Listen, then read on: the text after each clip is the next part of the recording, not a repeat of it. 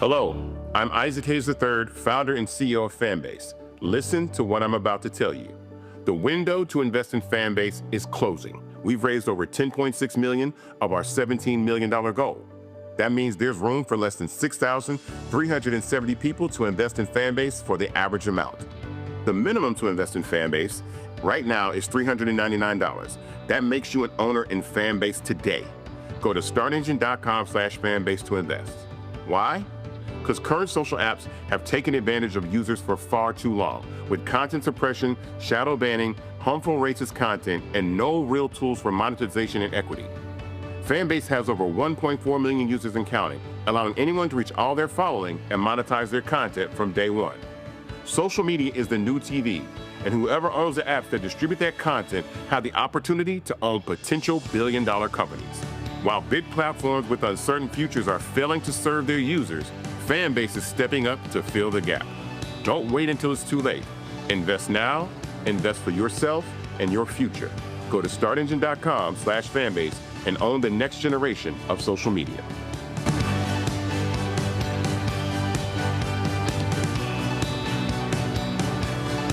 Black Star Network is here. Hold no punches. I'm real revolutionary right now. Support this man, Black Media. He makes sure that our stories are told. Thank you for being the voice of Black America, Roland. Stay black. I love y'all. All momentum we have now, we have to keep this going. The video looks phenomenal. See, there's a difference between Black Star Network and Black-owned media and something like CNN. You can't be Black-owned media and be scared. It's time to be smart. Bring your eyeballs home.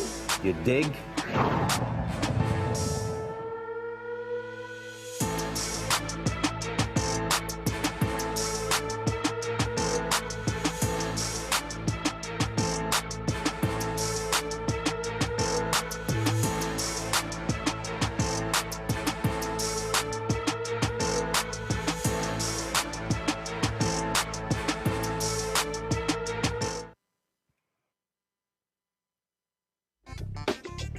Today is Wednesday, September 3rd, 2025. Coming up on Roland Martin Unfiltered, streaming live on the Black Star Network. The twice impeached, criminally convicted felon-in-chief Donald Trump is saying, he's going to send National Guard to Chicago, or a city with a governor who he says would welcome them like New Orleans. Really? That's what we're doing? Jeffrey Epstein survivors and several lawmakers, Democrats and Republicans, gathered on Capitol Hill demanding the full release of his case files. Now, Republicans then released 33,000 documents, but 97% of what they released had already been made public. And the Trump White House, they're threatening Republicans, saying if you dare sign on to this discharge, they will consider this to be a hostile act. The leadership of the Southern Baptist Convention, overwhelmingly white male. And they say they want to focus on making God great again. Texas pastor Dwight McKissic says, I'm sorry, y'all want to make Baptists great again, but y'all ain't include no black people? Let me know how that works. Congresswoman Yvette Clarke calls out Republican Congressman Cory Mills over allegations of harassment. Oh, wait till I tell y'all what happened. Y'all, this man, they wanted to charge him for beating a woman. And the Trump U.S. attorney said, nah, we're not going to do that. Well, yeah, Gene Pirro, what's going on? Plus, in our Tech Talk segment, across the country, more families are choosing homeschooling. We'll talk with the founders of Coca Classroom. They're helping reshape education for black families. Lots to talk about. It's time to bring the funk on Roland Martin Unfiltered. On the Black Star Network, let's go. He's got it. Whatever the miss, he's on it. Whatever it is, he's got the scoop, the fact, the find. And when it breaks, he's right on time and it's rolling. Best believe he's knowing. Putting it down from sports to news to politics. With entertainment just for kicks, he's rolling. It's on go, roll, y'all. It's Roland Martin, Rolling with Roland now. He's funk, he's fresh, he's real, the best, you know he's Roland Martin now.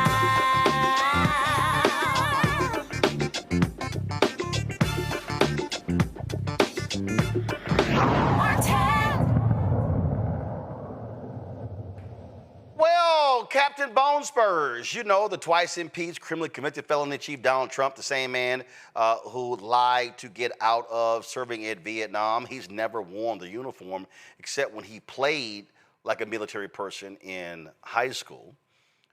He has this fetish with seeing American troops on the streets in America.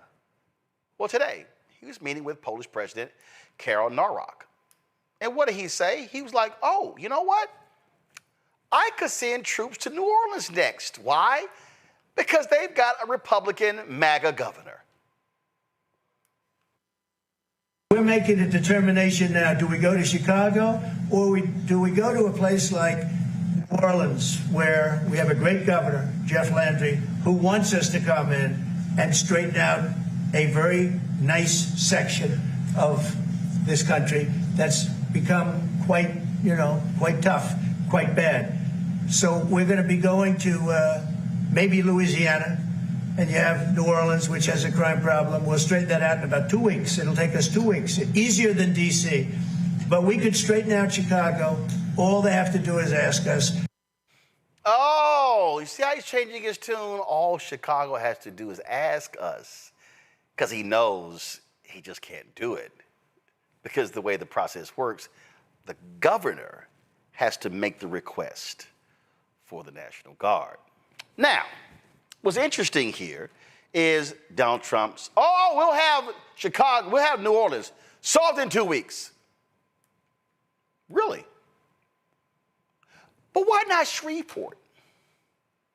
Why not go to the place where Speaker Mike Johnson represents? Remember when we played that clip the other day? Y'all, please pull it.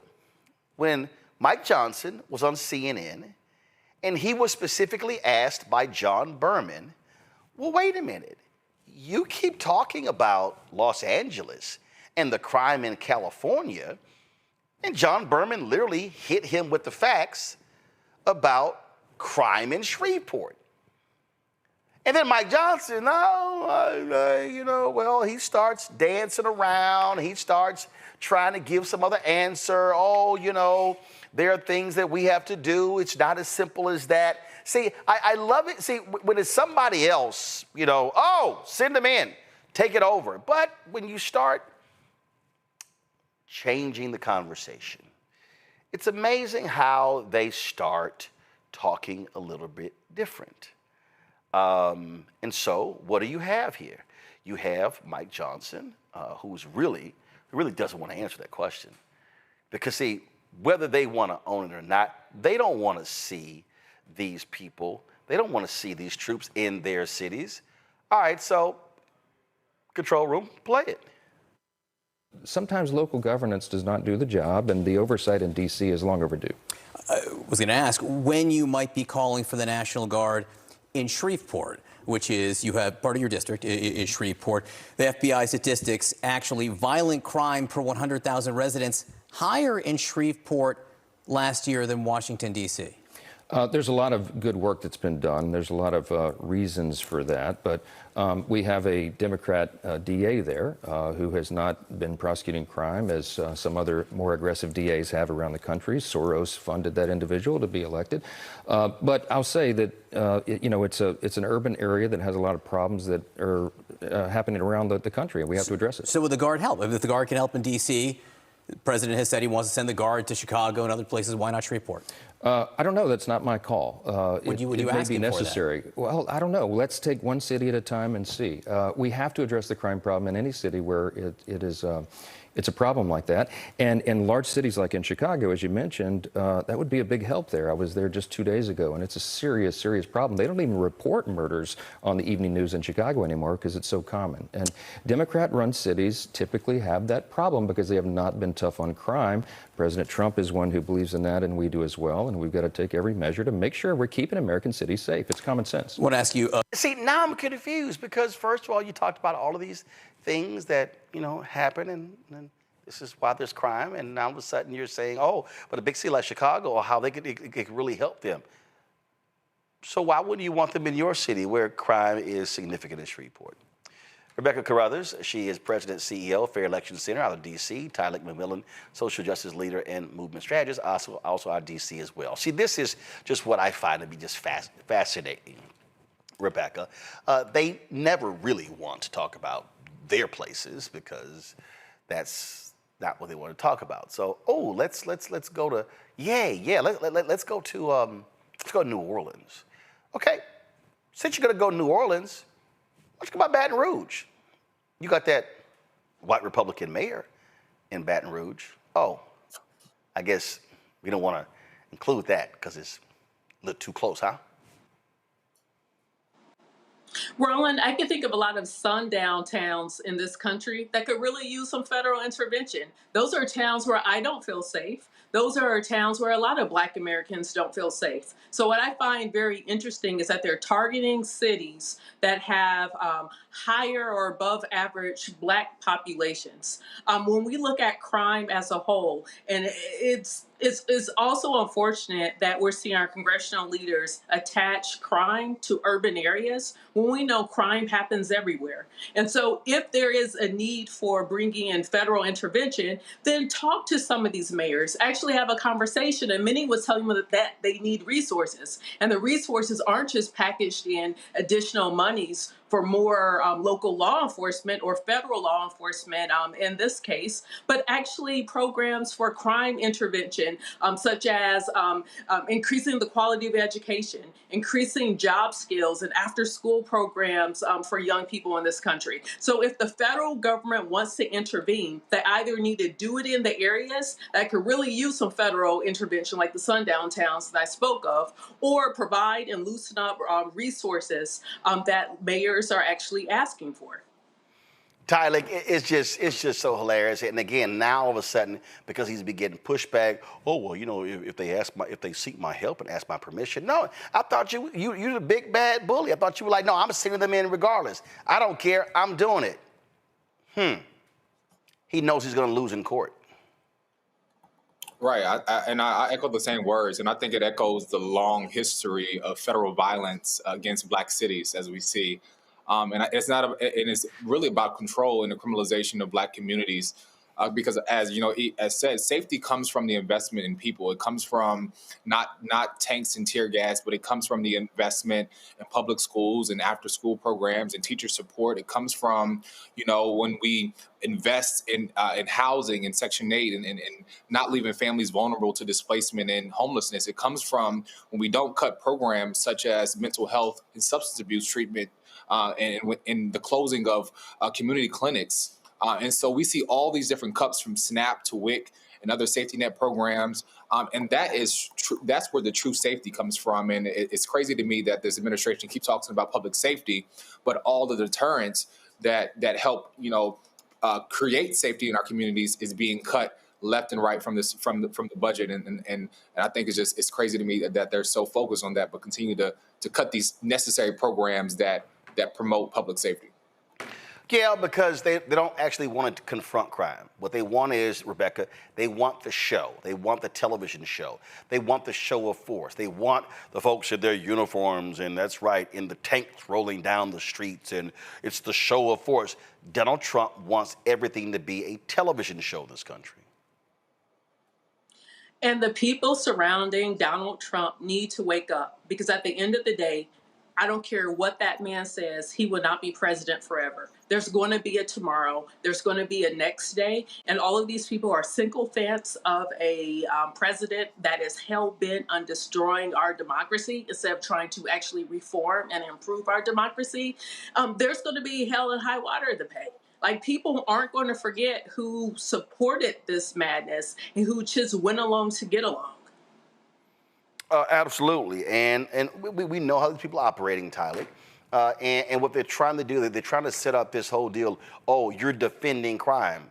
No, what we're saying is that's why you have local law enforcement. That's what you can actually do. Now, if you want to send the feds in to help people clear cases, whole different conversation. They don't want to deal with that. And in Chicago, they don't want to deal with the fact that the guns are coming across the border from Indianapolis, from Indiana, from that red state. They don't want to touch that one, Tyler.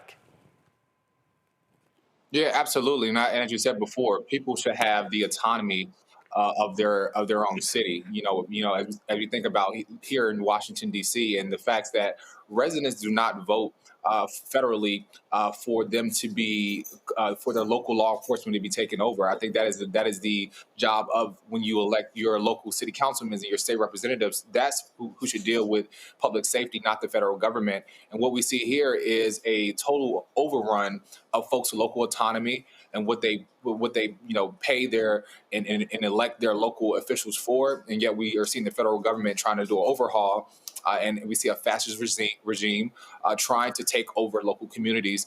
And I think now is the time for communities to stand up and as organizers are out on the ground to say, no, we're not taking this because we keep our communities safe, and it's not the federal government or the military that will come into our cities and do that for us. Well, and look right here. Look at this article right here, Rebecca. This is from ProPublica just a couple of years ago. Inside the notorious Indiana gun shop linked to hundreds of Chicago guns. And this story laid out right here. It says over 50 years, West Fourth Sports has helped grow the Indiana business into one of the state's most successful gun retailers. And guess what? What they showed is that how many of these guns, many of them end up there in Chicago. So, yeah, Donald Trump, you want to do, look at this here. One notable example, Darrell Ivory Jr., an Indiana resident who in 2020 purchased 19 firearms from West Fourth, spending over $10,000 in just 6 months. He pleaded guilty, later pled guilty to making false statements on federal background check forms in relation to the 2020 purchases. Took most of those firearms about 12 miles west of West Fourth shop across the state line to Chicago, selling them illegally for profit. It's amazing how they pick and choose. Like Roland, as your audience know, I used to work for Everytown for Gun Safety. And the issues with guns crossing Indiana through straw sales, through ghost guns, and other ways to subvert the rightful laws that Illinois has put together in an attempt to reduce gun violence, not just in Chicago, but all across the state. Like, look, I am sick and tired. People need to quit being hypocritical and call the thing a thing. So if there are going to be any type of federal agents that are going to be in the Chicagoland area, to your point, it should be on the border of Indiana. And it should be ATF, it should be DEA, it should be the alphabet boys there to make sure that these straw sales aren't crossing state lines. And for your audience, a straw sale is when someone purchases a gun for someone else, when someone purchases a firearm for someone else. Whether they are lying on their application or they're just outright being paid to make a lawful purchase somewhere else to someone who otherwise wouldn't be able to lawfully obtain that particular firearm. Yep, and so, but they're quite silent on that stuff. All right, speaking of silent, we come back, we're going to talk about the survivors of Jeffrey Epstein calling out, challenging Republicans, and the Trump White House is like, shh, yo. I'm going to need y'all to chill with that. Telling Republicans, don't you dare sign up for this, or we're going to consider this a hostile act. It's a busy day on Capitol Hill, lots of drama. We got it for you. Roland Martin Unfiltered on the Black Star Network. Back in a moment. This week on The Other Side of Change, 300,000 Black women being pushed out of the workforce. This is shocking yet unsurprising. So what happens when a bunch of Black mothers lose their federal job? Their kids are not being fed, their kids are not being taken care of, but that trickles down to the entire community structure, which may be built on the backs of Black mothers and Black women more broadly. Tune in on The Other Side of Change, only on the Black Star Network. Next on The Black Table with me, Greg Carr, we welcome the Black Star Network's very own Roland Martin, who joins us to talk about his new book, White Fear, How the Browning of America is Making White Folks Lose Their Minds. The book explains so much about what we're going through in this country right now, and how, as white people head toward becoming a racial minority, it's going to get, well, let's just say, even more interesting. We are going to see more violence. We're going to see more vitriol, because as each day passes, it is a nail in that coffin.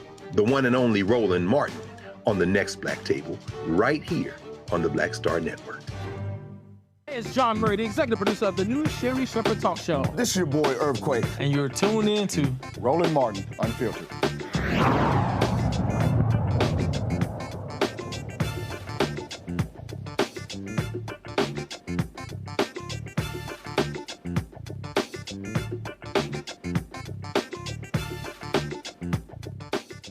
Well, it was a busy day on Capitol Hill, where a number of survivors of sexual predator Jeffrey Epstein, along with Democratic and Republican lawmakers, gathered to urge Congress to release all files related to the Epstein case. Now, lawmakers returned to D.C. facing a busy legislative agenda and the threat of a government shutdown. But Kentucky Republican Thomas Massie, Democratic California Congressman Roland, they were like, nah, we ain't forgetting what happened to Epstein.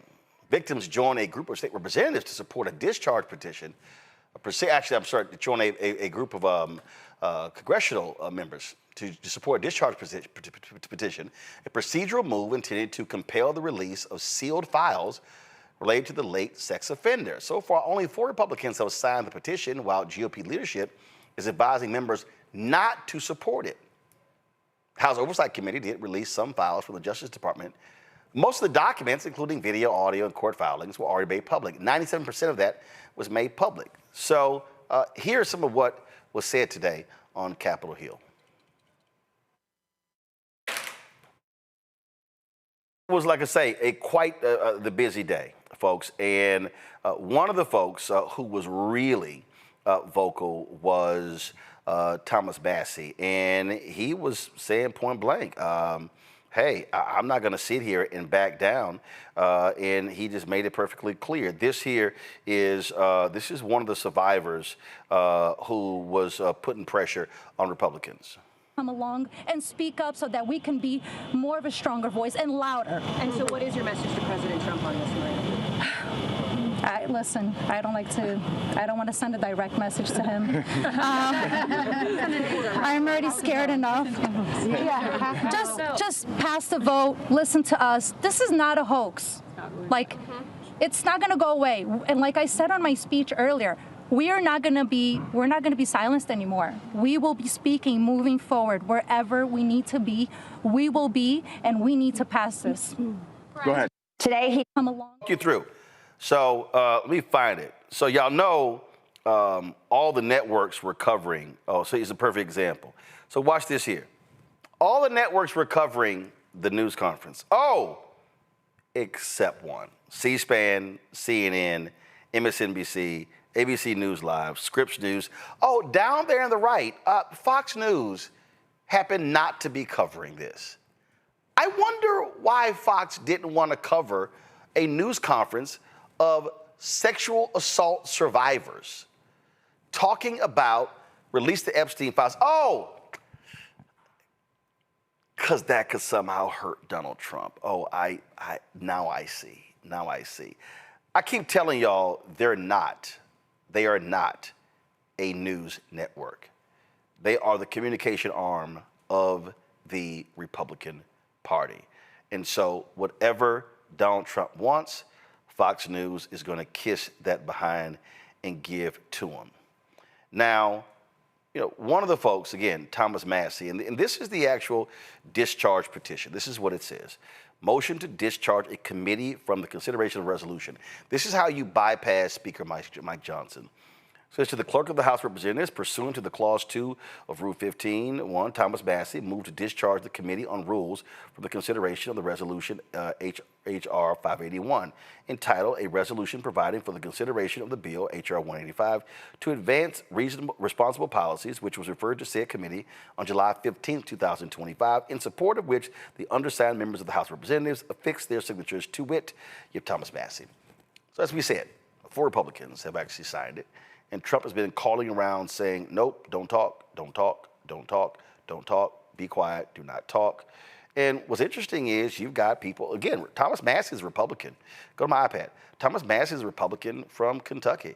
You got crazy, demented Marjorie Taylor Greene of Georgia, who sucks up to Trump as much as she can, literally saying herself, we should release all of these documents. So all this has been going on. You got Tim Burchett, who has been out here speaking as well, talking about what needs to happen, and saying that, hey, it's a lot that needs to go on. And then you've got, again, and these survivors who came to Capitol Hill, who were sharing their thoughts. This is Congressman Roland today. and Brad Edwards for their tireless work in the pursuit of justice. And I want to thank Sarah Drury on my team for working with them. Above all, I want to thank the survivors who are here today, whose courage and strength have brought us to this moment. I want to thank my co-lead, Congressman Thomas Massie, and Congresswoman Marjorie Taylor Greene for standing with survivors here today.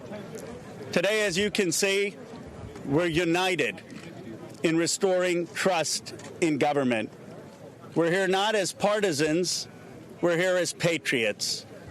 We begin the work of bringing this country together, progressives, independents, moderates, and yes, MAGA supporters, to demand truth and justice.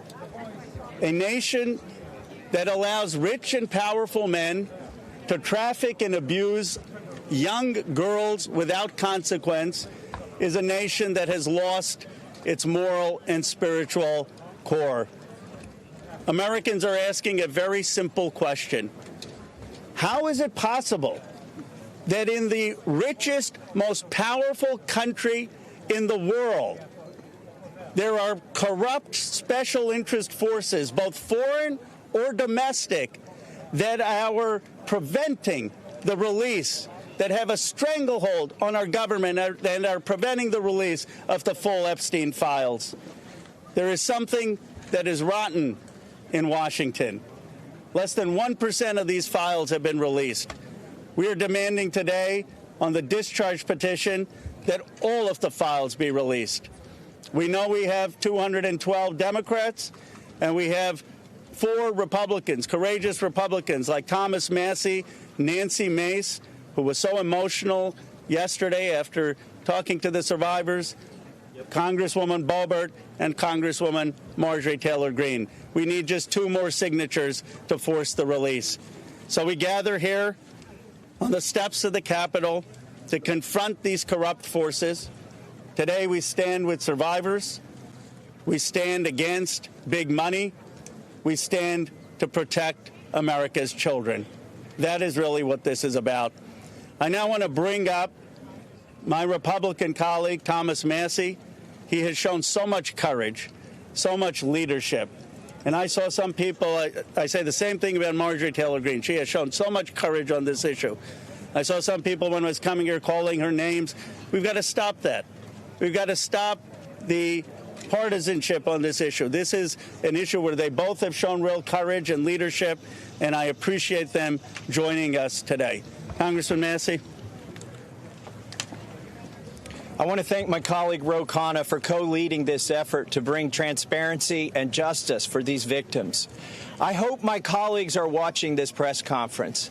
I want them to think, what if this was your sister? What if this was your daughter? When these survivors speak, the Washington establishment is asking the American public to believe something that is not believable. They're asking you to believe that 2 individuals created hundreds of victims and they acted alone, and that the DOJ has no idea of who else might have been involved, that nobody else did anything that rose to a criminal enterprise. The American people know that's not true.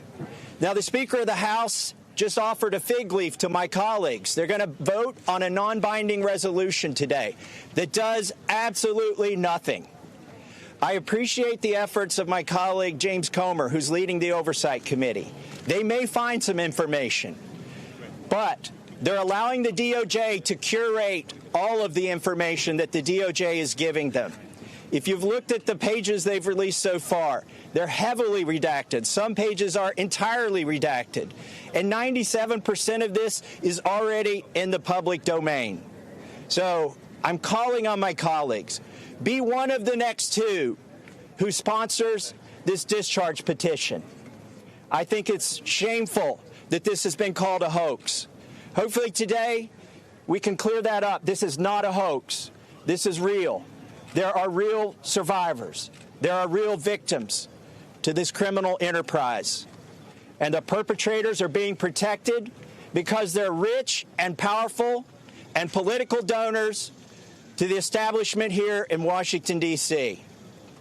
So today we're standing with these survivors and we're giving them a voice, and I want to close by thanking them. They are brave. I hope they encourage other survivors to come forward and to tell their stories, not just of Jeffrey Epstein and Maxwell, but anywhere in the country.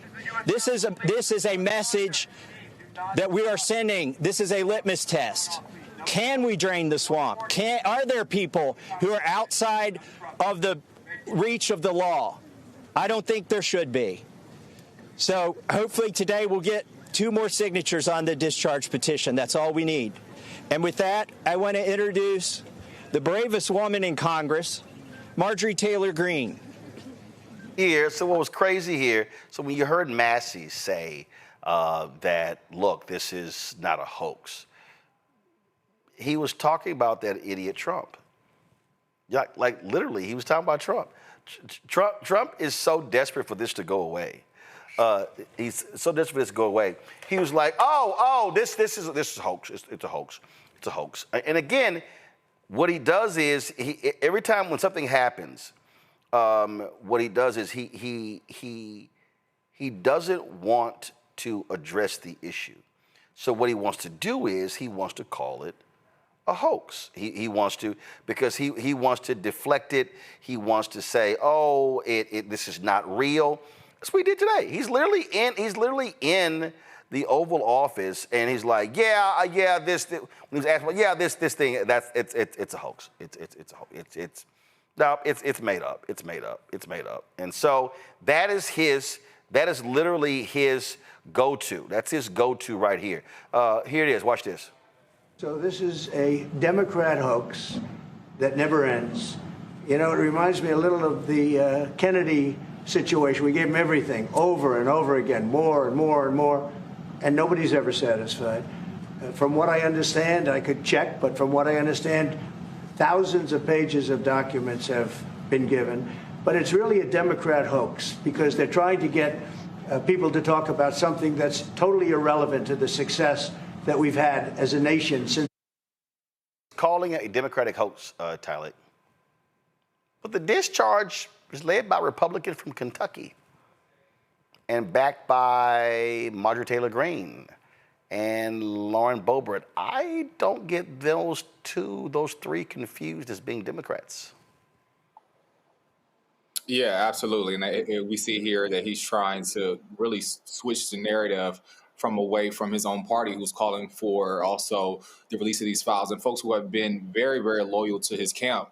But I would even just say this one thing. It's like this administration seems very determined to distract the public from these Epstein files, but was so willing to release the files with MLK and Emmett Till and other historic moments. I think that there's literally no reason to shield these documents from being released. And I think it's just a clear sign that how wealth and influence and systemic failure allow abuse from these powerful men to be unchecked. And I think it's powerful that that Marjorie Taylor Greene is choosing selective courage, because on any other issue she is far away from it. But I think it speaks volume that his own party is calling for it. He's really trying to shy away from it. Absolutely. So I love it. Blame the Democrats, Rebecca, even though your own party is leading it. Roland is so sophomoric and childlike. Oh, it's a hoax. It's a hoax. I absolutely need the reporters in our room to ask the follow-up, the secondary question. Okay, Mr. President, if it is indeed a hoax, tell us why it's a hoax. Explain it and walk us through the elements of why it's a hoax, and explain how it's a hoax. But instead, he's just throwing out words in a very childlike and childish fashion, and there's no analysis behind it. And so it's like you could make whatever claim you want, but you still need to be able to back it up. And this president has not been able to back up most of the things that he's saying from the White House. Yeah, absolutely. So it's beyond laughable. All right, y'all, got to go to a break. We come back. We're going to talk about the Southern Baptist Convention. Pretty interesting thing they want to announce. But how do you do that without black people? We're going to talk about it with a black preacher out of Texas. Folks, support Roland Martin Unfiltered, the Black Star Network. As you know, tomorrow is our 7th anniversary of the show, 4th anniversary of the network. And so our goal is between now and December 31st. Let's get the graphic up, folks, the correct one. Our goal is to get to raise $1 million to fund the initiatives that we are doing. You say that's right. So our anniversary is tomorrow, and so we want you to support us. So if you want to support us via Cash App, use the Stripe QR code. You see the QR code right there. PayPal is R Martin Unfiltered. Venmo's RM Unfiltered. Zelle, Roland at RolandSMartin.com. Roland at RolandMartinUnfiltered.com. Checks and money orders make it payable to Roland Martin Unfiltered, P.O. Box 57196, Washington, D.C. 2003 7-0196. Let's make it happen, folks. Back in a moment.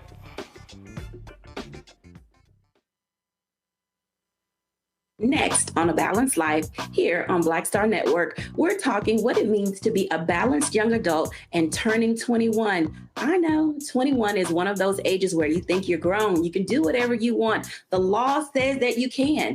But what are you packing in your 21-year-old toolkit that will allow you to not only survive, but to thrive? You have every right to make whatever decision that you want to make, okay? Because you're grown. Don't go out here and do something and then want to come back and expect somebody else to clean it up for you. That's all this week on A Balanced Life with Dr. Jackie here on Black Star Network.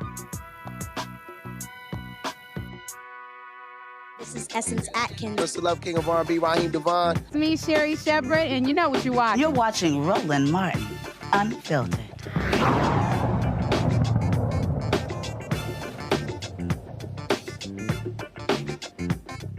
Folks, Southern Baptist Convention, once 16 million members strong, now down to 13 million, and they continue to shrink.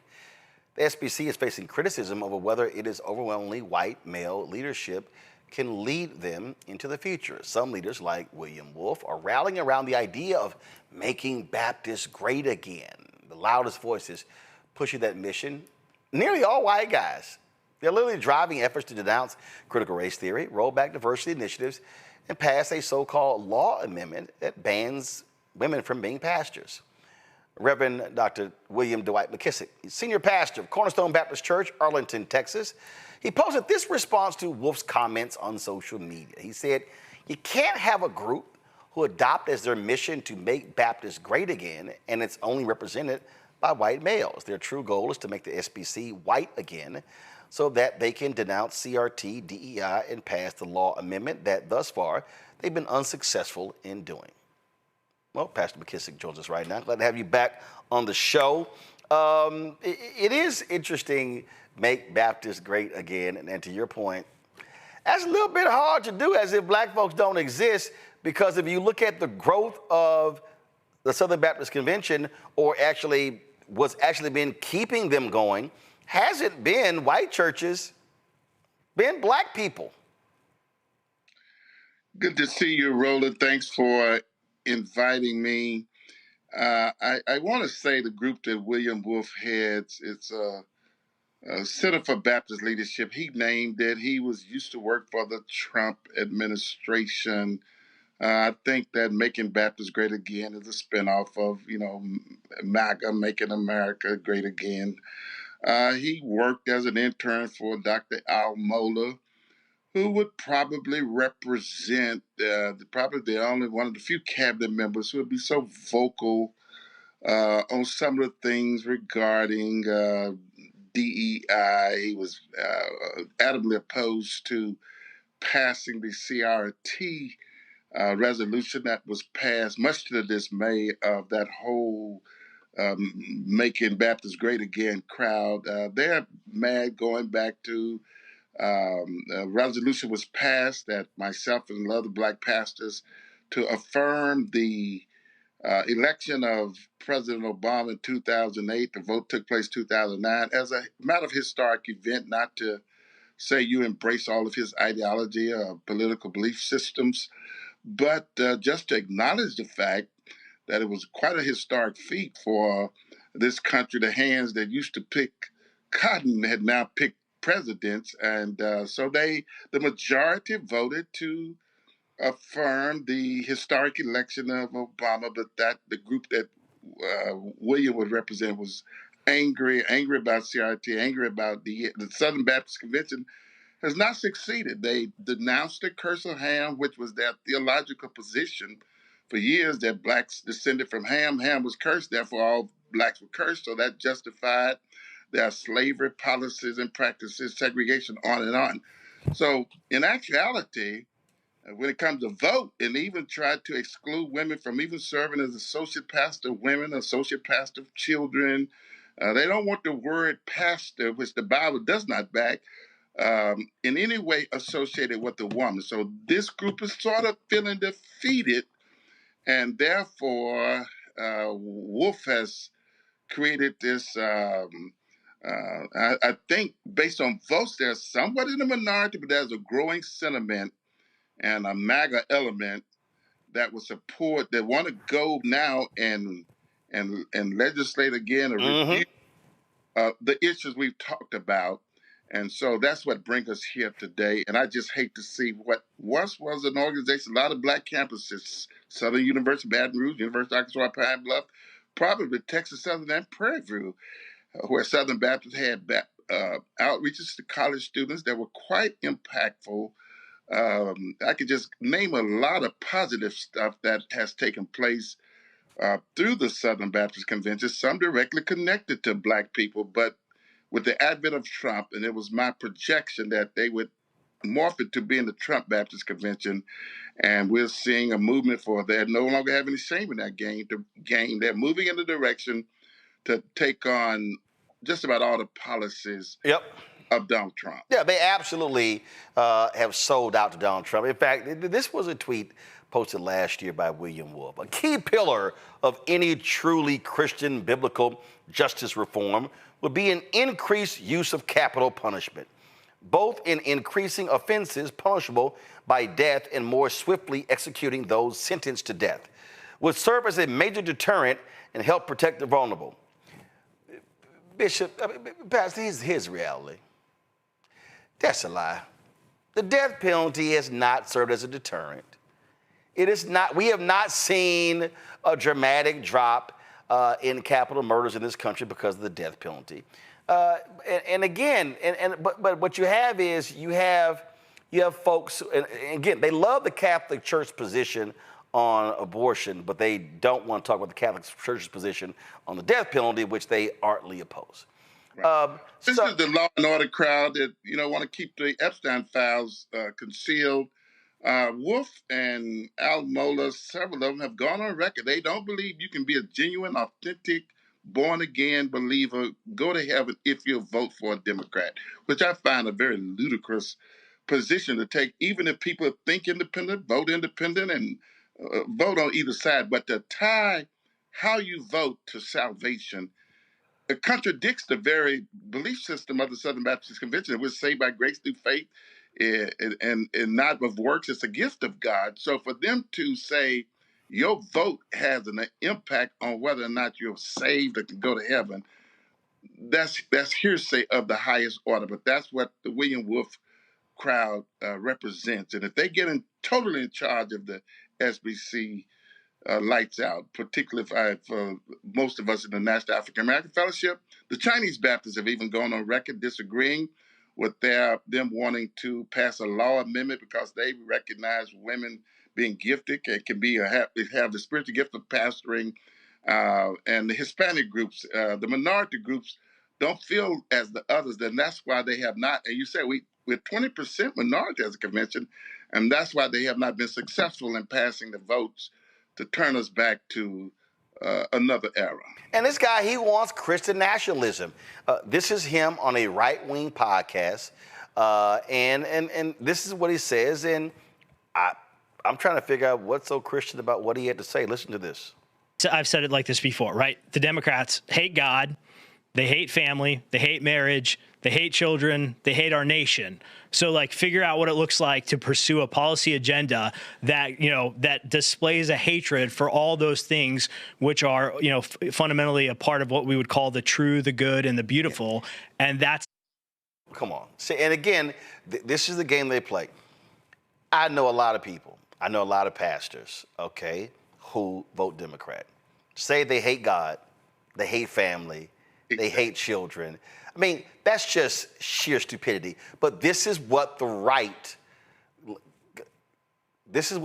loves. Yeah, William Wolf, and I need to get better at my screenshot game, but he wouldn't deny it. He put out a tweet 2 to 3 years ago on this Christian nationalism that the Anglo-Protestantism work ethic is what made America great. And what he means by nationalism is the white Protestants being the standard by which we judge greatness. And he specifically said Anglo. I mean, he didn't hide that fact. And so you're not just talking about, and again, if we talk about Christian nationalism, what Christian we talking about? Not Turner Brand of Christian and being a Baptist, or are we talking about William Wolf's and Al Mohler's brand of being a Christian and Baptist? So much is fundamentally flawed by that whole Christian nationalism way of thinking that he wants to not only impose on the nation, they want to begin by imposing it on the Southern Baptist Convention, want to bind the conscience of the convention to that right-wing ideology that I find detestable and deplorable. See, they want a theocracy. They believe in No, they don't believe in Christian nationalism. They believe in white, right-wing Christian nationalism. Absolutely. That is what they believe in. And I am sort of surprised with some of the voting going against them on so many ways. They are relentless to keep raising these issues. And I just pray that a convention that should be in the business about the kingdom of God, Jesus said, my kingdom is not of this world, will not turn the clock back in such a way it becomes only appealing and a compelling convention to the nationalistic movement. Again, he said the Anglo-Protestant is the standard by which he wants the policies, the philosophy, the vision of America to be. Not just all believers, not all evangelicals, the Anglo-Protestants. In fact, this is not tied to this story, but I saw this clip earlier. And this is a Missouri Republican United States Senator Eric Schmidt. And he's speaking at a national conservative conference. And see, these two things go together, okay? They go together, okay? And listen to what he says and listen to who he says this country is supposed to be for.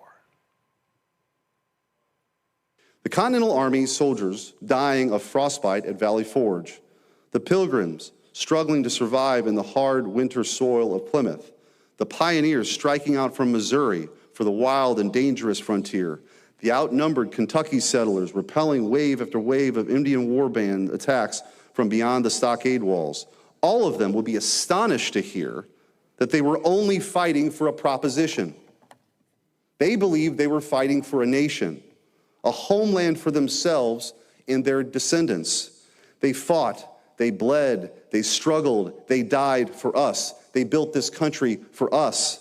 America, in all its glory, is their gift to us, handed down across the generations. It belongs to us. It's our birthright. It's our heritage, our destiny. If America is everything and everyone, then it is nothing and no one at all.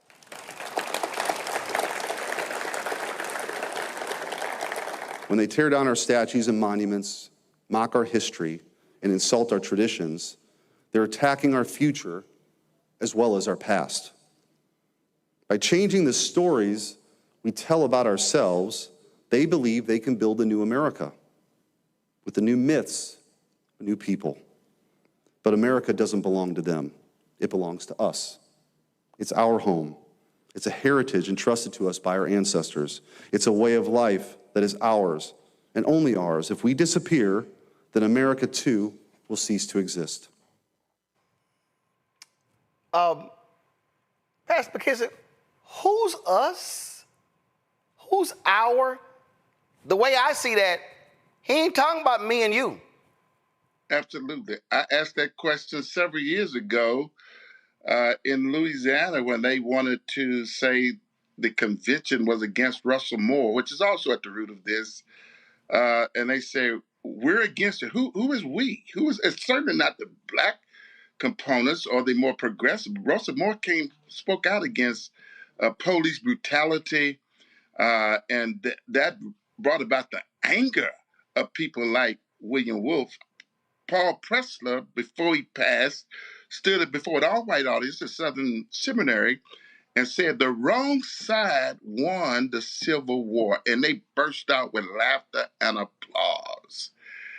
Russell Moore got up and walked out of the room because he recognized that Paul Pressler should not have even felt comfortable to make such a statement. But when you say the wrong side won the Civil War, and Al Mohler at the time was on record as believing in the lost cause. So when they say us or we, they're talking about people who adhere to the philosophy of a Paul Pressler, a Al Mohler, a William Wolfe, and they're not talking about a Fred Luter, who was the first president in the history of Southern Baptist Convention to go on NBC and denounce police brutality. So the Great Commission includes everybody and involves everybody, but we soon discover when in 2012 they nominated a great conservative resurgence committee, and when I looked at it, they had one or two Hispanics, but 25 people to a committee to make the Southern Baptist Convention great again,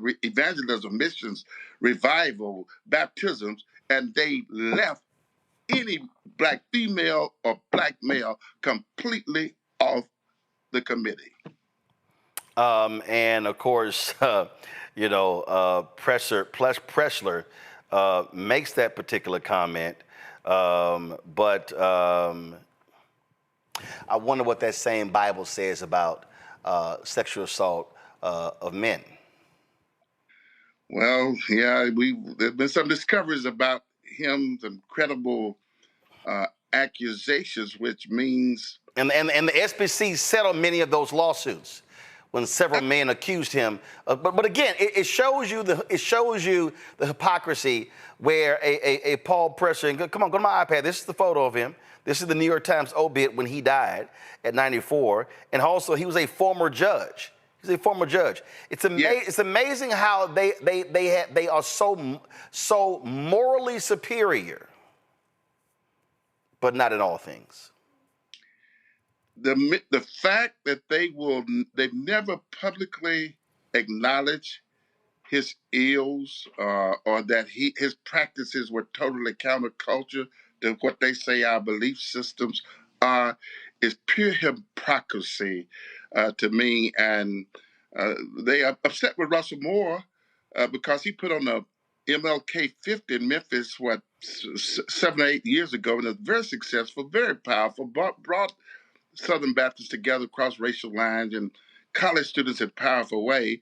But the William Wolfe crowd totally opposed it behind their belief that there's some missteps and imperfections and immoral acts on behalf of Martin Luther King. The Bible said all have sinned, fallen short of the glory of God. That's not to excuse anybody, but I have a difficult time how they can be so compassionate or ignore the sins, the failures of a Paul Pressler, while at the same time, if you bring up Martin Luther King in any context, you'll have 25, 30% of Southern Baptists going to talk about an FBI report, and while that same group would vote to close the Epstein files.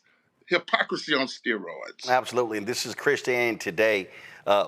Their story died. Disgraced Southern Baptist leader Paul Pressler, the Texas judge behind the political strategy for the conservative resurgence, molested and assaulted teenage boys, according to allegations 8 men made in court.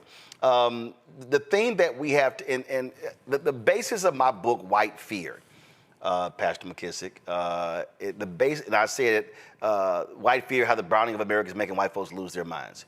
And I made it perfectly clear that what we are seeing, the attacks on undocumented folks, the effort to defund Black America, now all of a sudden you see these same so-called right-wing Christians.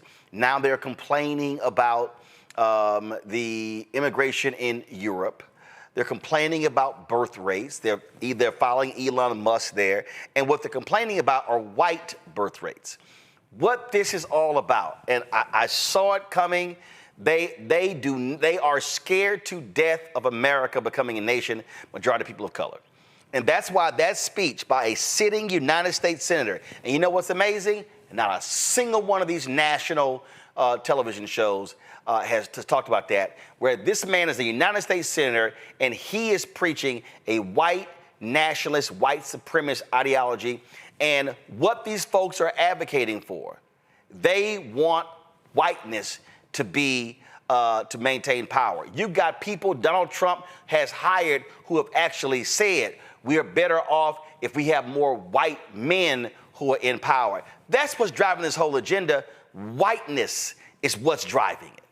And that's what's meant by make the Baptists great again, the agenda you're referring to. And in the whole history of the SBC, there was one Black nominated to be an entity head, and we had to fight real hard for that to happen.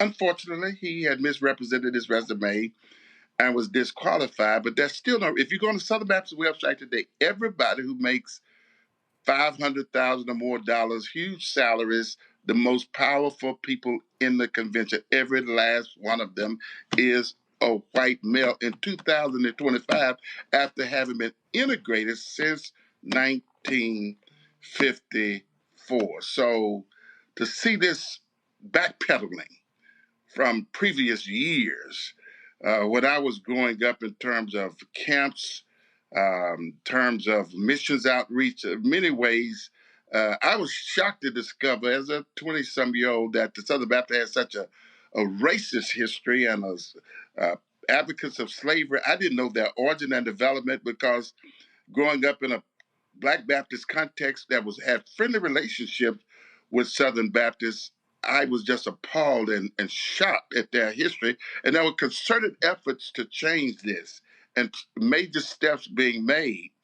But the group, they labeled a group that believed in racial healing and reconciliation as moderates, and they've since dislodged many of them from the convention, and the people in charge today prefer not to deal with those kinds of matters and take us back to another era. It's really disturbing.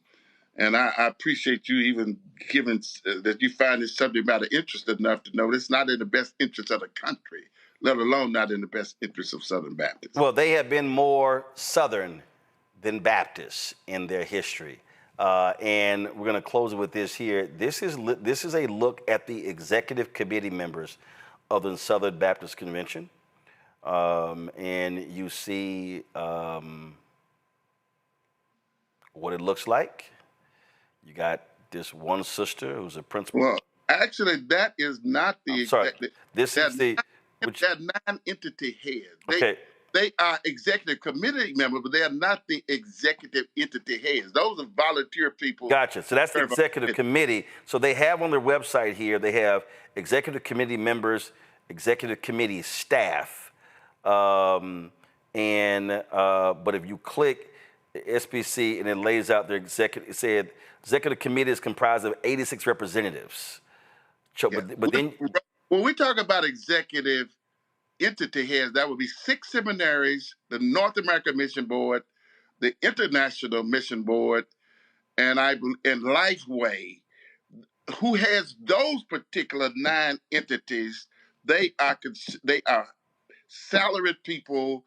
None of those are a minority or female, and that's what I mean by gotcha. So you're saying they may have an executive committee, but the power of the SBC resides in the hands of the other folk. Exactly. I did a 7-floor interview. When I say interview, I asked in a meeting I was in I want to meet the highest ranking black in this building, 7 floors. They took me on the elevator tour. And I says, who is that? Who might that person be? Introduce me to that person. And discovered that the highest ranking black in that building, this was 10 plus years ago, was the head janitor. And later, a lower level black employee told me he was not even the head janitor. He was a mid-level custodian. So at the entire facility, 7 floors. Wow. There was not one black. Like I said, more Southern than Baptist. Pastor McKissic, I appreciate it. Thanks a lot. God bless you. Appreciate you, Roland. Thank you very much. Rebecca, the point that I keep making, that people have to understand here, is that we cannot walk away from the reality of whiteness, of white nationalism. It's in our faces. These people have made these comments, and they're serving in Trump's administration. The Proud Boys said, we don't need to march anymore. We're now on the inside. This is what we're dealing with. That speech by Schmidt, that was pure white supremacy. And when he was saying us, this is ours, he said it, it wasn't meant for anybody else. Roland, this is the particular disturbing thing about it. Like, I think a month and a half ago, I was talking to your audience about what the 3%ers belief is. That there's only 3 categories of people who are deserving of being in this country. Those who are veterans, black folks who are descended of American slavery, only so we can continue to serve. And then the Anglo-Saxons, the WASP. The thing about Eric Schmidt, like I was doing some Googling during this segment, just to make sure I could verify. First of all, Eric Schmidt is not even white by the standards of the ideology that he is trying to propagate. First of all, if you go to his official bio, it shows that his family has been in this country for about 6 generations. If you are a white person in this country in 2025 and your family did not get here before 1840, you're not even a part of this, the founders or the us, or you're not even a part of this. Your family became whitewashed and was allowed legally to then practice and become white. Even his family's surname, that's not an Anglo-Saxon surname. That's more of a German. He's more of a descent from like the Germany region. And so it's amazing that he's taking on the role of whiteness, of which he doesn't even qualify for, according to the ideology that he's trying to espouse. The other thing about these evangelicals and these white evangelicals that's so troubling to me, for the last few decades, they've been warning us that the Antichrist is coming. But then the white supremacist in chief gets elected, and all of a sudden, we no longer hear any of those churches talking about how the Antichrist is coming. Like, wake up. They are preaching and promoting a white nationalism. They're not promoting ideology. This is also the ideology that said that slavery of black folks in this country was okay. And this is the same ideology that told black folks that you're not even a full human. So that's what we're dealing with here. And they actually are hell-bent on trying to create a theocracy in this country because they want to retain power, especially as we see the white population eventually become a racial minority in this country. They want to entrench themselves into power. And that's what this thing is about. Again, what we're dealing with is pure racism. And check this out. This is his tweet right here, Tyler. We're not sorry. Why would we be sorry? America is the most magnificent heritage ever known to man. We can no longer apologize for who we are. Now, this took place at what's called NatCon. Whose conference is this? Peter Thiel, the billionaire white South African who financed J.D. Vance's U.S. Senate campaign. I want y'all to play again what Schmidt had to say. And did we have the whole speech by Schmidt, or did we just have this clip here? Okay. I want us to get his whole speech. so everybody can hear the racism. And I want y'all to understand, this racist is representing the state of Missouri. Play it. The Continental Army soldiers dying of frostbite at Valley Forge. The Pilgrims struggling to survive in the hard winter soil of Plymouth. The pioneers striking out from Missouri for the wild and dangerous frontier. The outnumbered Kentucky settlers repelling wave after wave of Indian war band attacks from beyond the stockade walls. All of them would be astonished to hear that they were only fighting for a proposition. They believed they were fighting for a nation, a homeland for themselves and their descendants. They fought, they bled. They thought that they were fighting for a nation that would be only for themselves and their descendants, meaning only white people from Europe. Press play. They struggled, they died for us. They built this country for us. America, in all its glory, is their gift to us, handed down across the generations. It belongs to us. It's our birthright. It's our heritage, our destiny. If America is everything and everyone, then it is nothing and no one at all. If America is everything and everyone, so give me your tired, give me your poor, y'all, they ain't never believe that. It's about whiteness. Press play.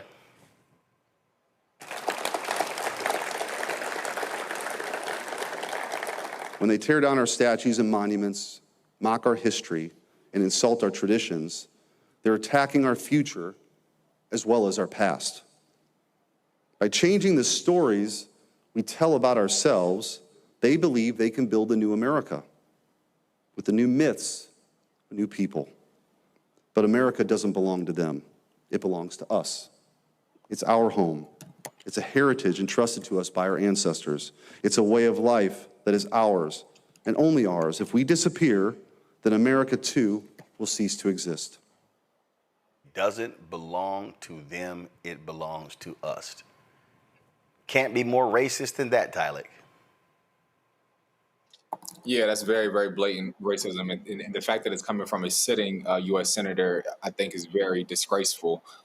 My question to him, did he forget that this nation was built on stolen labor and enslaved Africans in the stolen land? Oh, no, Tyler, stop it. That's you rewriting history. That didn't happen. Stop it.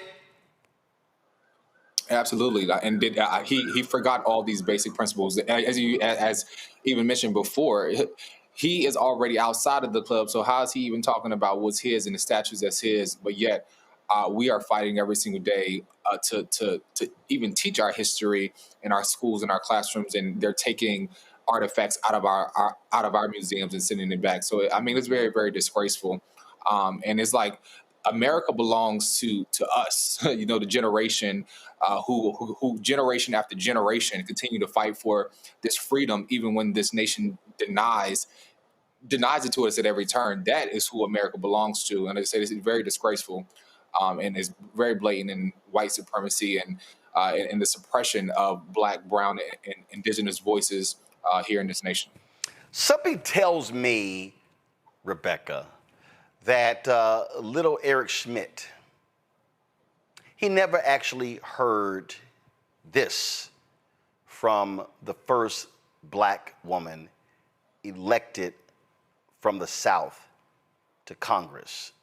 This is Barbara Jordan at the Watergate hearings of Richard Nixon in 1974. Is the gentlelady from Texas, Ms. Jordan. The purpose of general debate, not to exceed a period of 15 minutes. Thank you, Mr. Chairman. Ms. Jordan.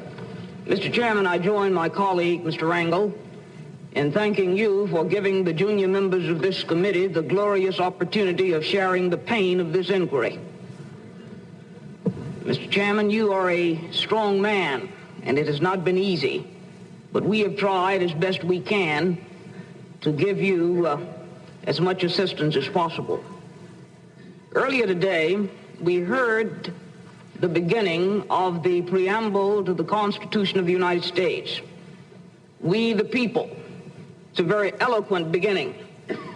But when that document was completed on the 17th of September in 1787, I was not included in that we the people.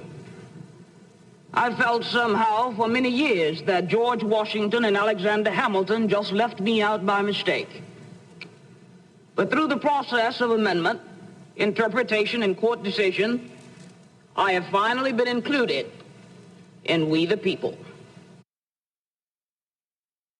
Schmidt, he's saying, no, you're not. And I don't know how many times I've said this. I don't know how many times I played this. And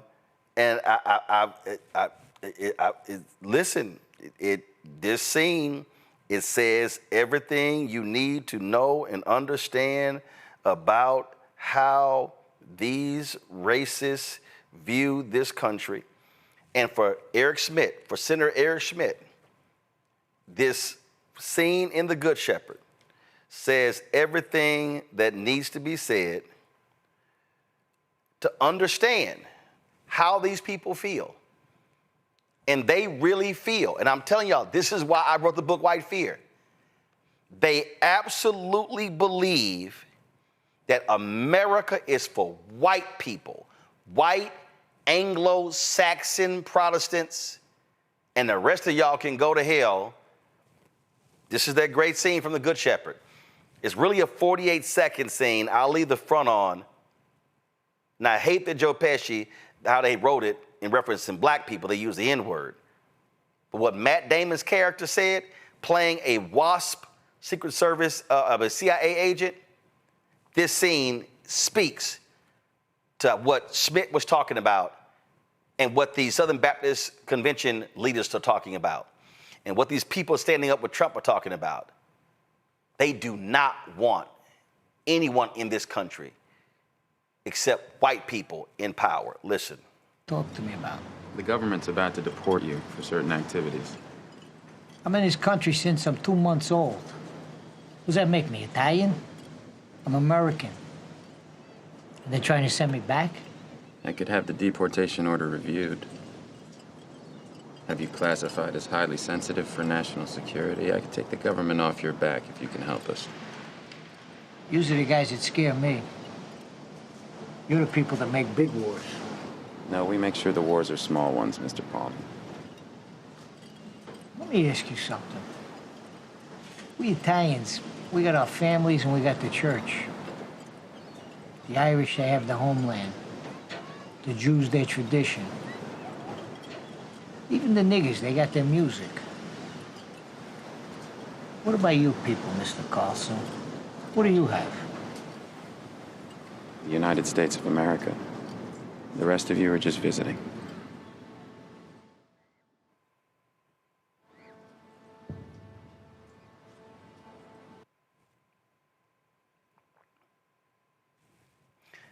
That look right there, Rebecca, from Joe Pesci at the end, says all you need to know. Damon's character was speaking for the millions of people like Missouri Republican United States Senator Eric Schmidt, who's a piece of shit.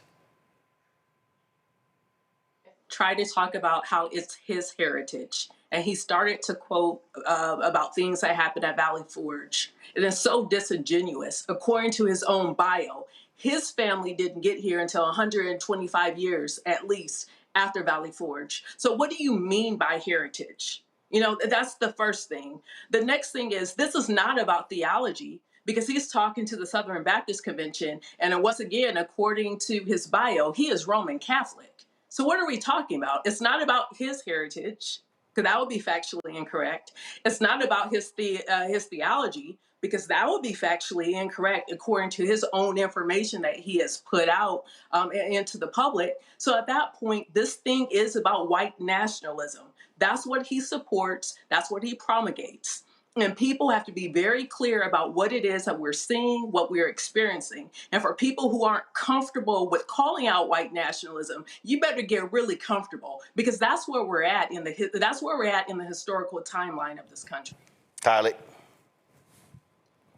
Yeah, I couldn't agree more. Even it's very dangerous towards true liberation as we're talking about evangelical Christians and weaponizing scripture to defend slavery and segregation. And as you said today, voter suppression and attacks on reproductive freedom. And all this aligns with, as you said, white nationalism. And I think when we talk about this whole, we touched on the slogan, make Baptists great again. We must break back into that radical love of the church, being a radical force of freedom, racial equity, and centered in love. And I think we must, as Black folks, determine what that looks like for us, because we know that these evangelical Christians do not represent the interests or the true liberation that we know we deserve as Black people.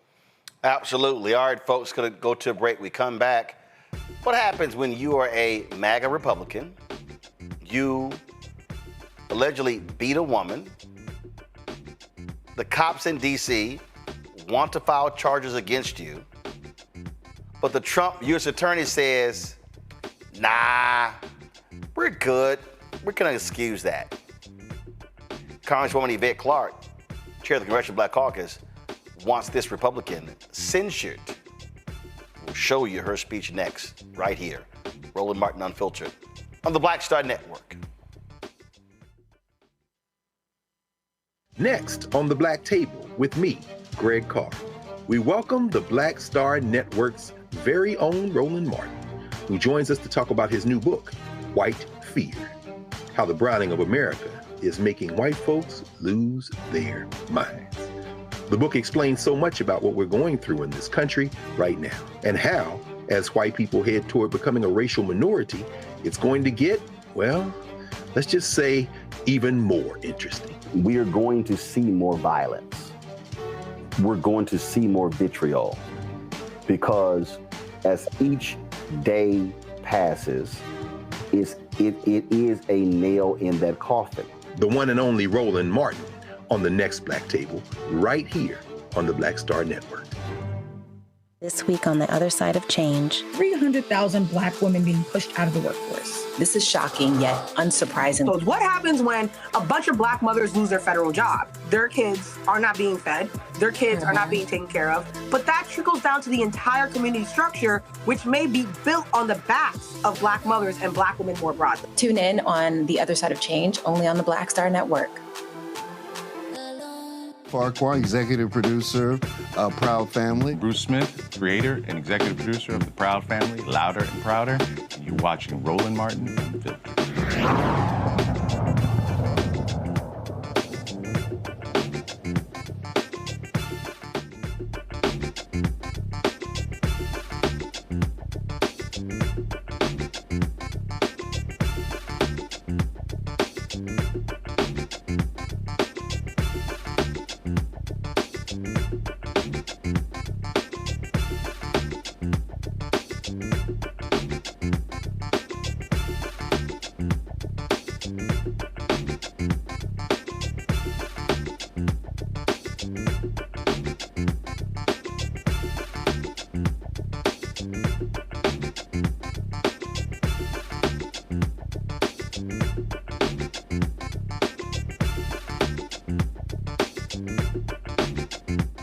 So I'm going to play you one more bite from this absolutely racist speech by Missouri Senator Eric Schmidt. Remember earlier when I talked about what he said, we're not apologizing? This is actually what he had to say. America is not a universal nation. It is something distinctive, unique, and real, unlike any other place or people in the history of mankind. We're a nation of settlers, explorers, pioneers, born on the ocean waters that carried the first ships to our shores and forged in the crucible of a wild frontier. Our people tamed a continent, built a civilization from the wilderness, and wrote our nation's name into history. All nations die. Most are quickly forgotten, confined to the footnotes of the ages. But thousands of years from now, when we and our country are long gone, people will still know the name America because of what these Americans achieved. The people who built our country were not villains. They're heroes.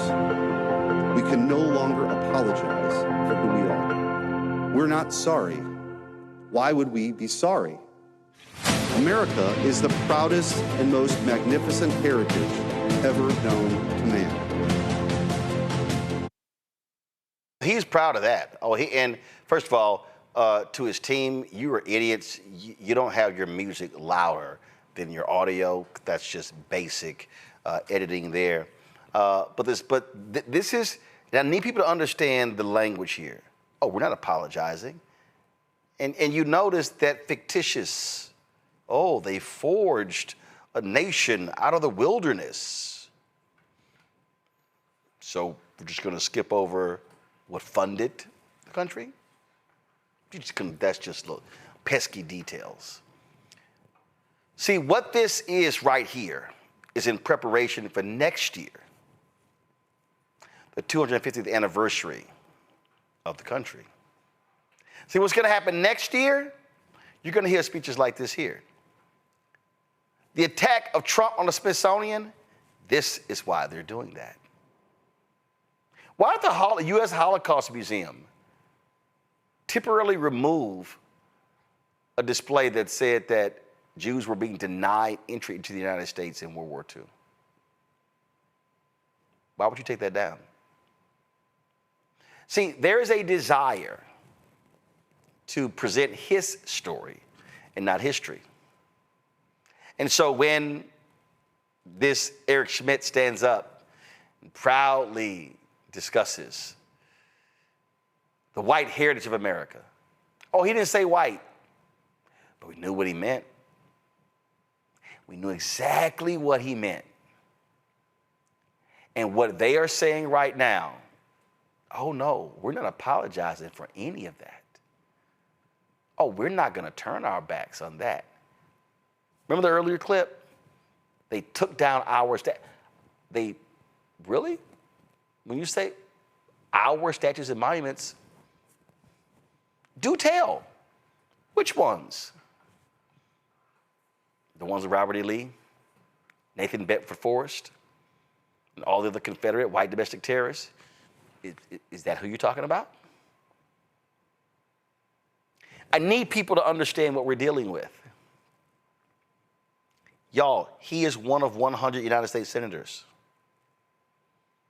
He's the junior senator from the state of Missouri. That means that every black person in Kansas City, St. Louis, all the other states, all the other cities in there, that's the United States senator.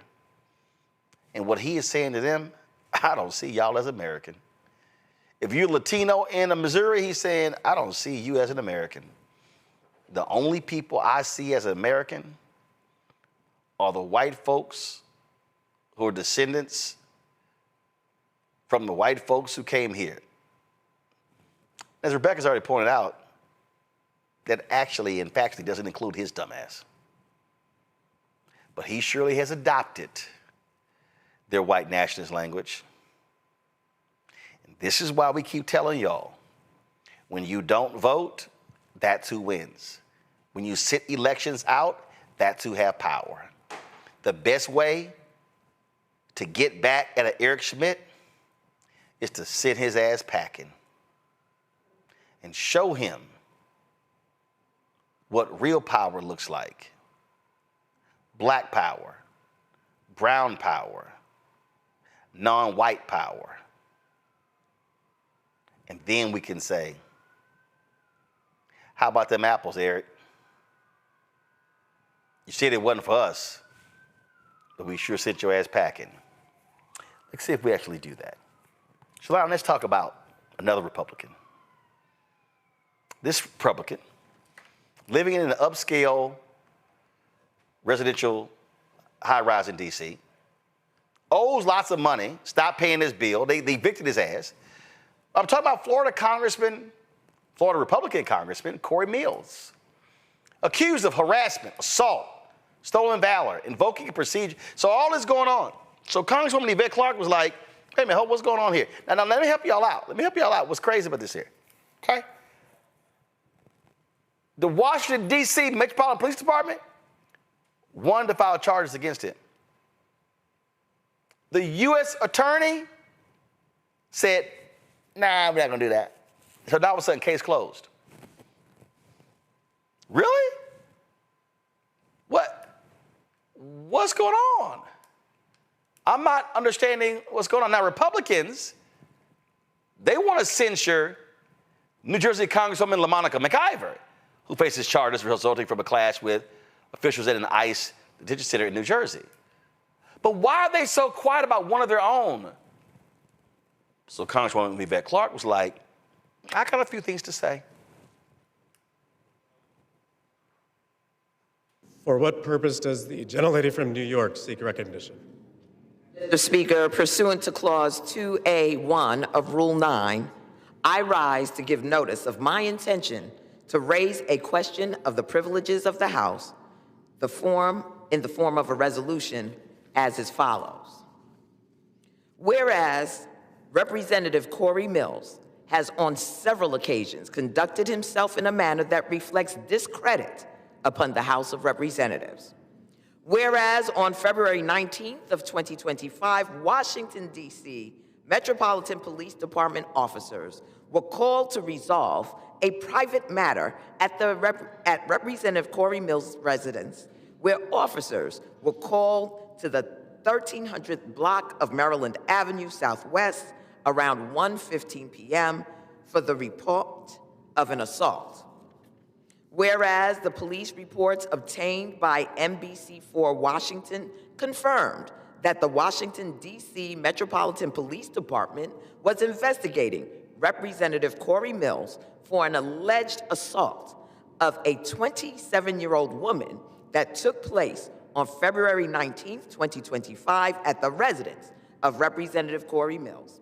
And whereas the first police report provided to NBC4 Washington by a source and confirmed by a second source familiar with the investigation said that the 27-year-old woman accused her significant other for over a year of having grabbed her, shoved her, and pushed her out the door. And also said the woman involved showed the officers bruises on her arm which appeared fresh. And whereas NBC4 Washington also reported that the Metropolitan Police Department identified Representative Cory Mills as the significant other of the alleged victim of assault, which alleged victim was a 27-year-old woman who was not the wife of Representative Cory Mills, and that the alleged victim let officers hear Subject 1, now identified by MPD as Mills, instruct her to lie about the origin of her bruises. Eventually, Subject 1 made contact with police and admitted that the situation escalated from verbal to physical, but it was severe enough to create bruising. Whereas on February 21st, 2025, the Washington Post also confirmed 2 D.C. police officials said that the alleged victim of assault initially told a 911 operator and police that she had been assaulted, and that officers said she also had what seemed to be visible injuries, and that while a supervisor initially classified the offense internally as a family disturbance, police commanders later learned of the incident, reviewed the reports and body cam footage from the responding officers, and classified the case as domestic violence assault. And whereas on February 21st, 2025, NBC4 Washington also reported that the Metropolitan Police Department determined that probable cause to arrest Representative Cory Mills for misdemeanor assault existed and sent an arrest warrant for Representative Cory Mills to the United States Attorney's Office for the District of Columbia. However, then acting United States Attorney for the District of Columbia, Ed Martin, refused to sign the arrest warrant for Representative Cory Mills and instead returned the case to the Metropolitan Police Department for further investigation. Whereas on July 14th, 2025, a different former romantic partner of Representative Cory Mills, who was apparently in a relationship with Representative Mills from November 2021 to February of 2025, reported to authorities in Florida that Representative Mills threatened to release nude images and other intimate videos of her and threatened to harm her future romantic partners in retaliation for her decision to end a relationship with Representative Mills after seeing the public records described above concerning the alleged February 2025 physical assault. Whereas in August of 2024, the Office of Congressional Conduct adopted and transmitted to the Committee on Ethics of the House of Representatives a report indicating that there was substantial reason to believe that Representative Cory Mills may have omitted or misrepresented required information in his financial disclosure statements, accepted excessive contributions to his campaign committee in the form of personal loans, and contributions may not have derived from Representative Cory Mills' personal funds, entered into, held, or enjoyed contracts with federal agencies while he was a member of Congress, and may have accepted through his campaign committee in-kind contributions or other contributions not lawfully made. Whereas individuals who served with Representative Cory Mills have called into question the veracity of the accounts of events which formed the basis of a recommendation that Representative Cory Mills receive an award of a Bronze Star bestowed in 2021 for his service under enemy fire in Iraq in 2003.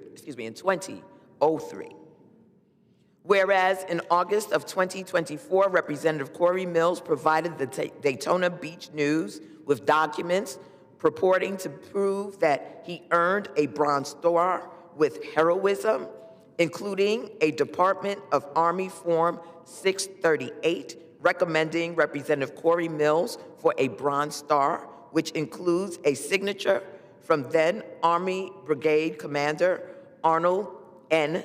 Gordon Bray. However, retired Brigadier General Bray told the Daytona Beach News Journal in August of 2024 that he did not sign a Bronze Star recommendation for Representative Cory Mills. And whereas 5 people who served with Representative Cory Mills, including 2 men who were reported as having been personally saved by Representative Cory Mills at great risk to his own life as a basis for the recommendation for his Bronze Star in the Department of the Army Form 638, disputed that Representative Cory Mills was involved in their rescue or providing life-saving care. Whereas one private first class cited as having been involved in one of the listed achievements on Representative Cory Mills' Army Form 638, recommending him for a Bronze Star, denied that Representative Cory Mills provided him any aid, and also denied his injuries were life-threatening. Whereas one sergeant cited as having been involved in one of the listed achievements on Representative Cory Mills' Army Form 638, recommending him for a Bronze Star, called the account, a fabrication, and claimed that he was not involved in any claims that Cory Mills makes about me. And whereas despite the numerous available contradictions of the accounts forming the basis of the recommendation for his Bronze Star, Representative Cory Mills described the legitimate factual disputes raised by individuals he purportedly served with and rescued as, quote, slander and defamation, end quote, in a statement to the Daytona Beach News. Now, therefore, be it resolved that Representative Cory Mills be censured. Representative Cory Mills forthwith presents himself in the well of the House of Representatives for the pronouncement of censure. And whereas Representative Cory Mills be censured with the public reading of the resolution by the Speaker. Mr. Speaker, I rise to a question of the privileges of the House and offer the resolution that was previously noticed. Now, we're waiting to actually see what they move on that. We will say this here, that 7 Republicans, 5 voted no, 2 voted present. So they knocked down the Republicans' effort to actually censure Congresswoman McIver. This is actually how C-SPAN had the news. The banks did not protect us. So 207 present or 2, the motion is adopted, and without objection, the reconsider is laid on the table. So all Democrats voted to table the censure. Again, 7 Republicans crossed, 5 voted no, 2 voted present. What's interesting here, Tylik, is that here you got Republicans doing all they can to protect Florida Congressman Cory Mills. I mean, what does it say? I thought this is the party of law and order. Oh, Trump is talking about how he's made D.C. safe. Clearly not if you're a woman and you're near Cory Mills. Yeah. Also, and if you are connected to power, I think censoring is the first step, but we also know that the cost of unchecked hate because we live it every day. But I think it also is a part of affirming the ongoing work to dismantle this idea that if you are connected to power, that you are somehow above the law. And I think it often goes that justice is selective. And it's influenced by the folks who are in power. But we must do the work to ensure that justice is not selective and those connected to power are still held accountable. Rebecca. Look, this is also a nonpartisan issue as well, or at least it should be. Because think about what the Democrats done with folks within their ranks that it had become publicly known about various sexual abuse or other issues, especially within like the last 5 or 10 years. Bottom line is predators do not belong in the Congress. Like, period, full stop. Like, this shouldn't even be a thing that we have to go back and forth and debate and discuss. And the nerve to try to censure her for actually coming with receipts. It's not like she made this up, So what exactly were they censuring or attempting to censure her for? Yeah, this is how they all roll. But I mean, this is what happens. All right, y'all, got to go to a break. Actually, before I do that, Republican lawmakers are refusing to honor again Capitol Hill police officers who defended lawmakers during the January 6th attack. Y'all, here's what's crazy: the law was passed to erect this plaque. The Republicans won't do it. The House Rules Committee last night voted down an amendment that would have required Speaker Mike Johnson to hang the plaque commemorating their bravery. Again, a plaque already mandated by law. The bronze memorial, approved in 2022, remains locked away in the Capitol basement, never to be installed. With Republican leadership stalling, the officers who risked their lives that day are still waiting for the recognition they deserve. Here are Republicans voting again to deny that honor. Is there any further discussion on the amendment? Hearing none, the question's on the amendment. All those in favor signify by saying aye. Aye. Those opposed say no. No. In the opinion of the chair, the noes have I it. ask for a roll call vote, Madam Chair. The clerk will call the roll. Mrs. Fishbach. No. Mrs. Fishbach, no. Mr. Norman. No. Mr. Norman, no. Mr. Roy. No. Mr. Roy, no. Mrs. Houchin. Mrs. Houchin, no. Mr. Langworthy. No. Mr. Langworthy, no. Mr. Scott. No. Mr. Scott, no. Mr. Griffith. No. Mr. Griffith, no. Mr. Jack. No. Mr. Jack, no. Mr. McGovern. Aye. Mr. McGovern, aye. Ms. Scanlon. Ms. Scanlon, aye. Mr. Negus. Mr. Negus, aye. Ms. Ledger Fernandez. Ms. Ledger Fernandez, aye. Madam Chair. No. Madam Chair, no. Clerk will report the total. 4 yeas, 9 nays. Noes have it. The amendment's not agreed to. So y'all know the Capitol Hill police officers are still protecting those scumbags today. These people do not support cops, Rebecca. They're trash. Roland, I'm imagining every single police union across the country, have they had their press conference? Have they issued Nope. Their press statements condemning them? Nope. Oh, wait, they haven't? Nope. I mean, after all, there were police officers who have died as a result of January 6th, and the police unions are nowhere to be found? Nope. Like, can they be reached for comment? It's just silence? Yep. Huh. That's how they roll, Tyler. Absolutely, they reward treason and punish loyalty, and we simply expose the system that values power over people. And this is really no surprise. And it's crazy to me that the folks who risk their lives to protect these lawmakers and still protect them to this day, while they're simultaneously pardoning insurrectionists who carried out the violence, and as we know, awarding folks and families millions of dollars who were insurrectionists. It's just crazy to me. Speaking of crazy, let's go to Florida. Florida's poised to become the first state to eliminate all childhood vaccine mandates. Why? Well, because Republican Governor Ron DeSantis appointed an idiot to be the state Surgeon General. Now, DeSantis is framing this as a win for, quote, medical freedom. His Surgeon General, the incompetent Dr. Joseph Ladapo, he literally condemned vaccine requirements in schools and childcare as an immoral intrusion on parental rights, actually likening it to slavery. The Florida Department of Health, in partnership with the governor, is going to be working to end all vaccine mandates in Florida law. All of them. Every last one of them. Every last one of them is wrong and drips with disdain and slavery. Okay? Who am I as a government, or anyone else, or who am I as a man standing here now to tell you what you should put in your body?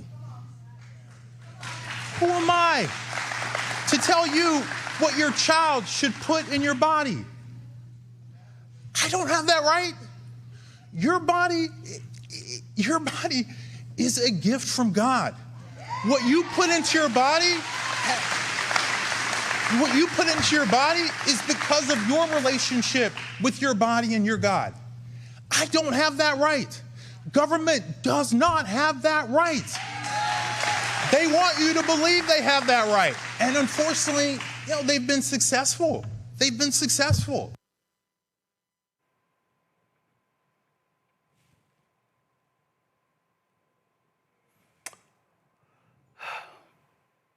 Rebecca, I've never served in the military, but if I'm correct, the military mandates vaccines for soldiers. Isn't that the government mandating and telling you what to do? Roland, respectfully, this is why people like Yvette Clarke has the positions that she has the positions on. Because we literally have someone who people, and especially those conservatives in that state under DeSantis, would view as, look at this black man. When in reality, even his family story, I believe he is recently from Nigeria. He's now placed in a position of power, and he's doing harm to many black folks in Florida by backing this BS that we're seeing from these crazy folks who are trying to pass laws and do things in the name of white supremacy. The reason why I want to point that out is because I think it's important, because we're starting to see how different black folks, so we usually say all kinfolk, all skin folk ain't kinfolk. And what's unfortunate is he had the nerve to put together his lips to talk about vaccines in a way and say it's just like slavery. And the slavery that my ancestors are descendants of and had dealt with. Like, I would never say anything like that because it's ahistorical. It's not even correct. But to even put together my lips to say something like that, to push this authoritarian regime that we're seeing that's happening in Florida, Like it's diabolical, and intentionally putting someone who is black race, who has brown skin, and to have them propagating their particular agenda, it's hateful. And that's something that I think we're going to have to start to explore more and understand what's happening and how black faces can also be used to propagate white supremacy in this country. This is horrible what's happening in Florida. This is a so-called doctor, Tylik. Yeah, absolutely. It's deeply ironic and dangerous to me that many Republicans who champion, who say this, your body, your choice, when it comes to vaccine, are the same ones who attack abortion access and reproductive freedom. The selective opportunity to defend body autonomy only when it suits them is a little, wild to me, and it's really dangerous. And to compare, as said before, this mandate to slavery is really an insult to our ancestors who lived through the brutality of enslavement, because slavery wasn't, it wasn't not this public health policy issue. It was dehumanization, it was violence, it was generational trauma. And to use this black face to talk about this is dangerous, and it minimizes the black suffering and really distorts our history, which they try to revamp every single day. But it's really wild to me that they want to talk about body autonomy, while on the same end, the same ones who are heavy on the attack of abortion access. So, folks, when kids in Florida start dying, blame DeSantis and blame this idiot. Got to go to a break. We come back.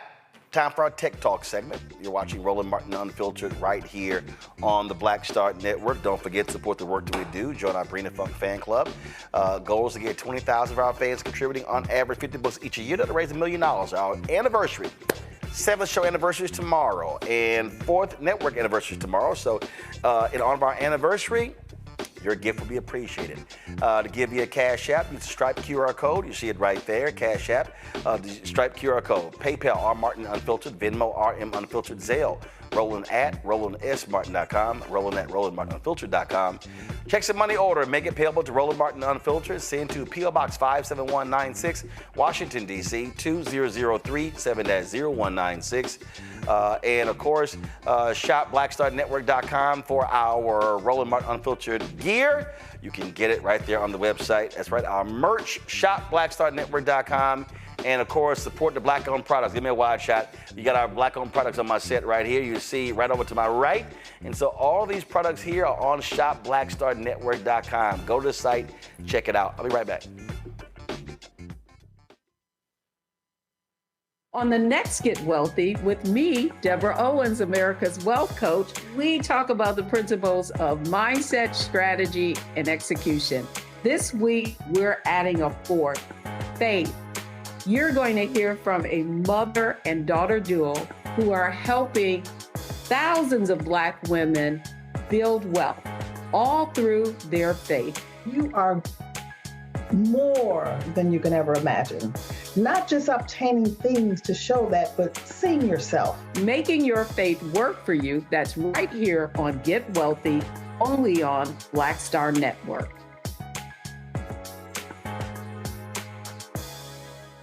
This week on the other side of change, 300,000 Black women being pushed out of the workforce. This is shocking yet unsurprising. So what happens when a bunch of Black mothers lose their federal job? Their kids are not being fed. Their kids are not being taken care of. But that trickles down to the entire community structure, which may be built on the backs of Black mothers and Black women more broadly. Tune in on The Other Side of Change, only on the Black Star Network. Farquhar, executive producer of Proud Family. You're watching Roland Martin Unfiltered.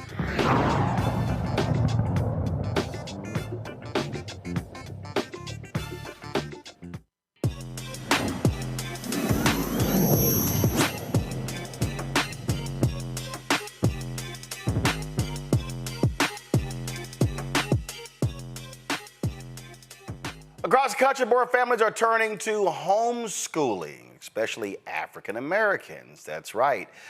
It is Black people that represent the largest expansion of homeschooling. But finding the right support and curriculum can be a real challenge, especially for parents who want their child's education to reflect their culture and identity. That's where Coco Classroom steps in. Founded in Las Vegas by Michael and Regina Roebuck. Coco Classroom is a Black-owned, AI-powered platform built by parents for parents. It lets families design custom standards, align lessons in seconds, supports multiple languages, and puts powerful tools and progress tracking right at your fingertips. Michael and Regina join us right now. Glad to have both of you. How you doing? Hey, we're doing good. Great. How are you? Great. So how did this idea start? So this was my broad idea. This is a very personal journey over here. So to give you some context, I'm originally from Charleston, West Virginia, just outside Charleston, a small town called Cabin Creek. I was the only Black child in my elementary school. So needless to say, early childhood was a nightmare. But then they found out that I was athletically gifted, and then my education turned into football. So fast forward to 2020, we're living in Utah now, and we have a daughter. She was becoming of school age. I'm giving you the long version in like a few minutes or whatever.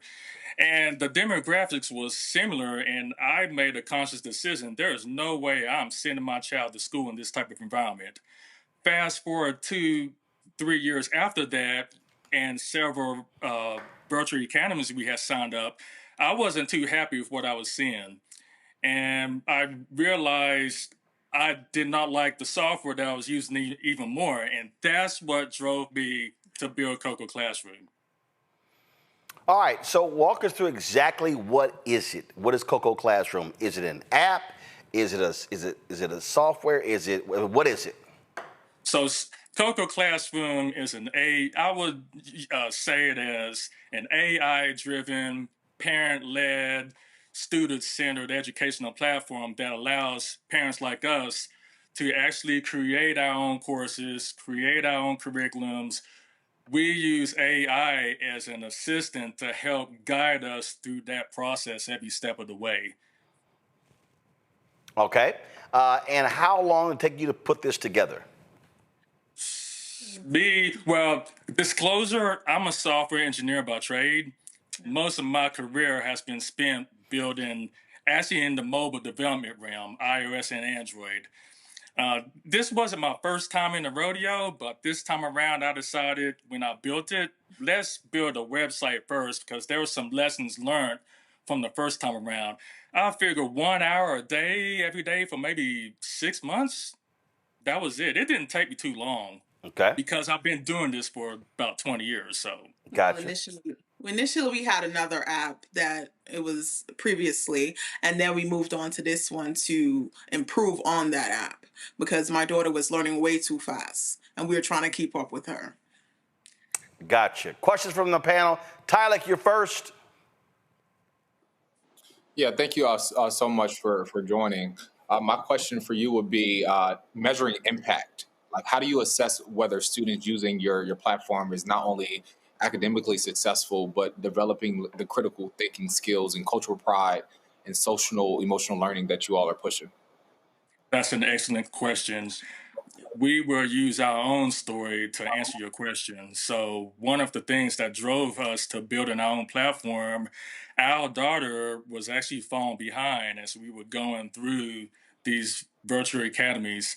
While I liked the live video classes that we were participating in, I couldn't stand the software. And then on top of that, the material, she just wasn't grasping.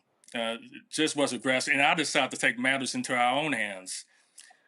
So we took a step back in the example of language arts. We took a step back. We used AI as a guide. We came up with a plan of action, and we sought mastery level with language arts. We took the leap of faith around this time last year to homeschool full time. Really didn't know what I was doing at the time, but we had AI as our guide. And that combination and talking to parents locally in here in Las Vegas amongst the homeschooling community, we came up with a pretty solid plan of action to not only to where our own child caught up, she's now thriving. Rebecca. Thank you all so much for joining us tonight. I've seen an uptick in Black families making the choice to do homeschooling for their children. What has the reception been for you all as you're trying to encourage more families to consider homeschooling? Our responses has been overwhelmingly supportive, much more positive. I didn't expect the type of traffic to be coming in my direction as it has. All the time, I'm on several social media groups, particularly on Facebook.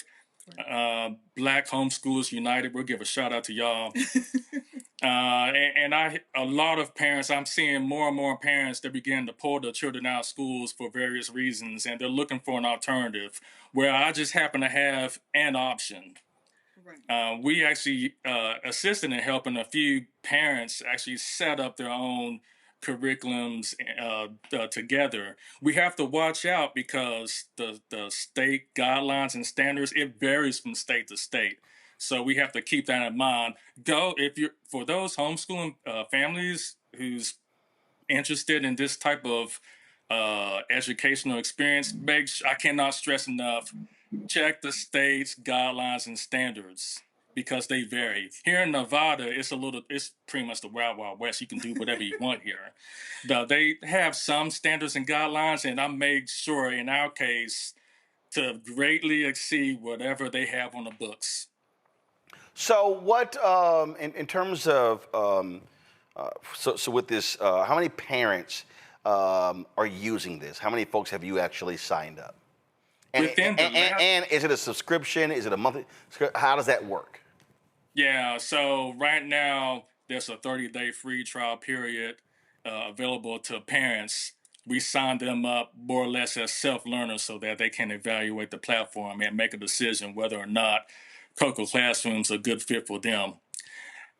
If they make the decision or when they make the decision, yeah, we want to give you some money. The pricing is based on groups. So the larger your group, the bigger your discount.